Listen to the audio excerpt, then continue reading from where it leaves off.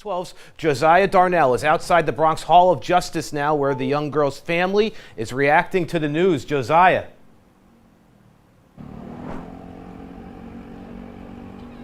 Yeah, just moments ago, Jeremiah Ryan accepted the plea deal that was offered to him and is expected to be sentenced 15 years to life. Prosecutors say Ryan shot and killed Angela Yambo back in April of last year, with investigators saying the 16-year-old was right near her school on East 156th Street and St. Anne Avenue when it happened. News 12's Josiah Darnell joins us live in studio with more on how a community gathered to run for a cause. Yeah, and despite the rain coming down as we see it, it didn't stop the movement. And as you mentioned, Noel, some ran, some walked, some even rode their bikes, all in efforts to bring awareness to domestic violence, and specifically here in the Bronx, because according to DA Darcel Clark, the Bronx leads the city in domestic violence cases, and she says it's a narrative they want to flip.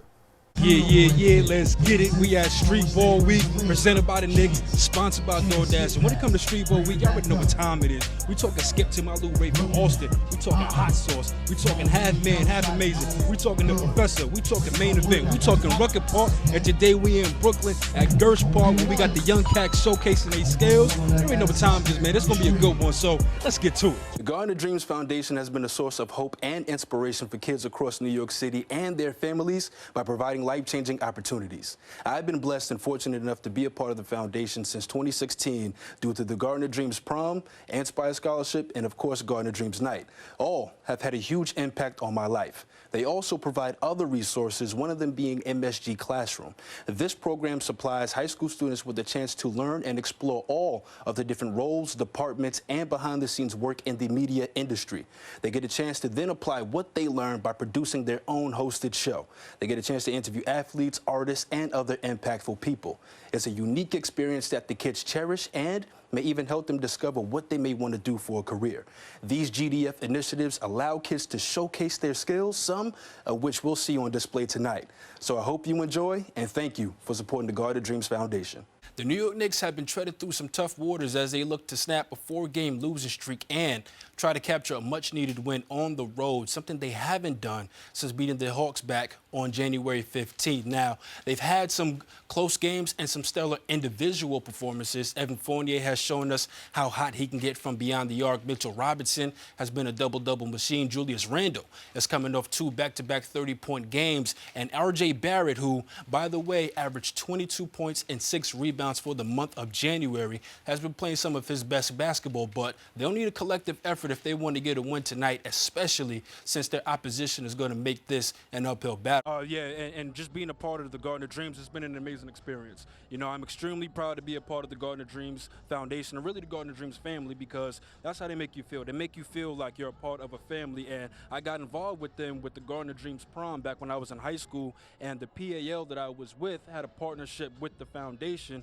and they had asked myself and other students to accompany them and their participants to the prom. So, you know, just being able to attend that event, which was beautiful. You know, they had the red carpet rolled out, they had the bright lights, the cameras, the backdrop, the interviews, made you feel like you was going to the Grammys. And that's what they do. They make that night special for them.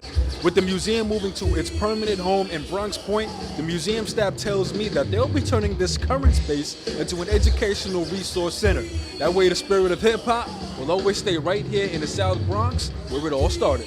In Melrose, Josiah Darnell, News 12. Yeah, and as you mentioned, the entire day today, this blacktop at Harry May's Playground will be filled with the sound of sneakers squeaking. I'm told there will be a total of 9 games played, with the last game tipping off at 9 p.m. And you can see the support of the neighborhood by the crowd behind me, and it's all due to a dream turning into reality. Now, Natalia says she does plan on pursuing legal action against Delta, but more importantly, she says she wants to have a conversation with the airline's advisory board and disability team about improving conditions for travelers with disabilities. In Bronxwood, Josiah Darnell, News 12. Outside of Pier 12, where officials say was one of the hardest hit areas by Hurricane Sandy, and where a numerous amount of those HESCO barriers have been placed. Now, even though these barriers are meant to reduce flooding, the Office of Emergency Management say it's still important to know where your evacuation zones are and how to be better equipped in the event of a hurricane or tropical storm. In Red Hook, Josiah Darnell, News 12.